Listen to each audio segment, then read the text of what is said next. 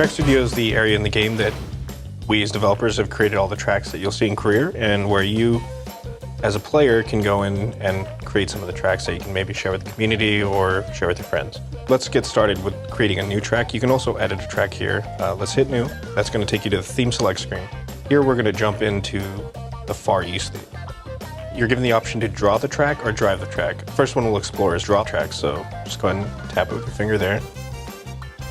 And that takes you to the draw screen. Alternatively, you can hit trace here. If you have a screenshot on your Vita, you can overlay it into the background and you can scale it and move it around. But here, I'm just gonna go ahead and tap my finger on the screen and just start drawing my track out. So I'm making a little track with a nice little loop-de-loop. So there, I've completed the track.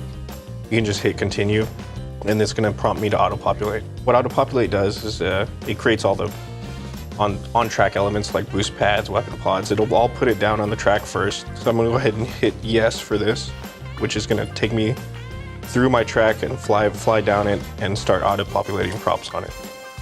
Let's talk about the test track mode, and it's the first item in the menu. You hit test track and you get test drive, test race, race settings, and preview mode. A couple things about test drive. You don't get reset on test drive, so if you start to drive outside of your track, that's fine. It's really just as a kind of testing tool to see, how certain turns work. The next mode is test race. This is where you go to simulate an actual race, and race settings is tied into test race. And that when you hit race settings, you have number of laps, race type, and the difficulty. So the last mode here is preview mode.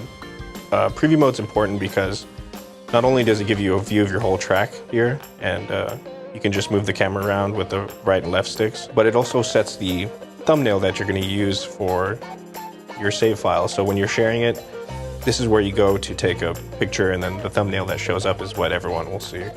When you're making your track, remember to save a lot, just so that as you go further and further into creating a track and you get deeper in and more time placed, you can have points to go back to. So that's it for Track Studio. Be sure to play with the tools and experiment and share this stuff with your community.